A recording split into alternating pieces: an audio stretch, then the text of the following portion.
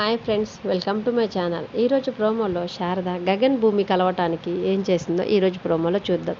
శారద చాలా బాధపడుకుంటూ గుడికి వెళ్ళి, అమ్మ, నా జీవితం మొత్తం కూడా నేను నా భర్తకు దూరమైపోయి జీవితాంతం ఇలా ఏడుస్తూ బతికిన పరిస్థితి వచ్చింది. నా పిల్లలు కూడా తండ్రి ప్రేమకు దూరమై తండ్రి ప్రేమని అర్థం చేసుకోలేని స్థితిలో ఉన్నారు. ఇప్పుడు నా కొడుకు కూడా అంతేనమ్మా. నా కొడుకు జీవితం కూడా ఇలా ఒంటరిగా మిగిలిపోవటమేనా? గగన్ భూమి ఎప్పుడు ఒకటవుతారమ్మా?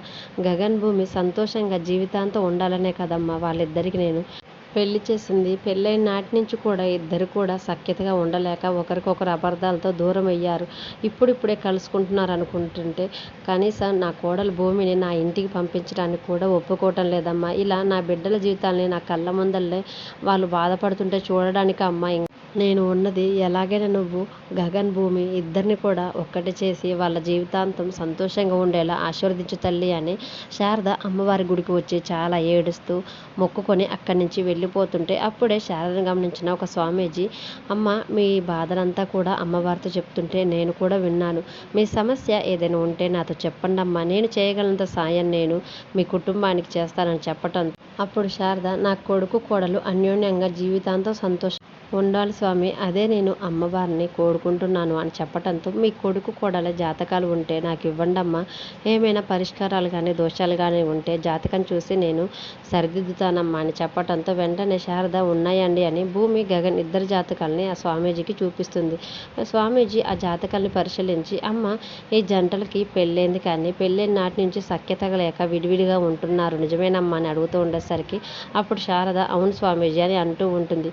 అప్పుడు స్వామీజీ గారు, ఈ జంట పెళ్ళైన తర్వాత సత్యనారాయణ స్వామి వ్రతాన్ని చేసుకున్నారమ్మా అని అడగటంతో శారద లేదు స్వామి అని చెప్పటంతో, ఈ జంటకి మొట్టమొదట నువ్వు సత్యనారాయణ స్వామి వ్రతం చేపించమ్మా, ఉన్న దోషాలు పరిహారాలను అన్ని తొలగిపోయి సఖ్యతగా ఉండే అవకాశాలు మెరుగుపడతాయని స్వామీజీ చెప్పటంతో వెంటనే శారద అలాగే స్వామి, అలాగే చేస్తానని అంటూ ఉంటుంది. తర్వాత స్వామీజీ, ముందైతే నువ్వు ఆ దంపతులు ఇద్దరి చేత సత్యనారాయణ స్వామి వ్రతం చేపించమ్మా, మిగిలిన పరిహారాలు ఏమైనా ఉంటే తర్వాత చెప్తానని చెప్పడంతో శారద చాలా సంతోషపడుతూ అలాగే జరిపిస్తాను స్వామి అని వెంటనే కేపీకి కాల్ చేస్తుంది. ఏమండి, మనం ఎప్పుడు కలుసుకునే గుడి దగ్గరికి మీరు వస్తారని అడగటంతో వెంటనే కేపీ కూడా చాలా సంతోషపడుతూ, ఎందుకు రాని శారద, నువ్వు పిలిస్తే నేను ఎక్కడికైనా వస్తానని చెప్పి శారద దగ్గరికి బయలుదేరుతూ ఉంటాడు.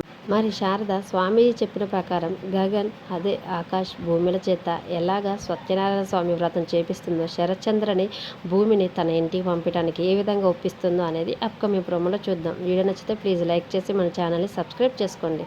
Thank you for watching.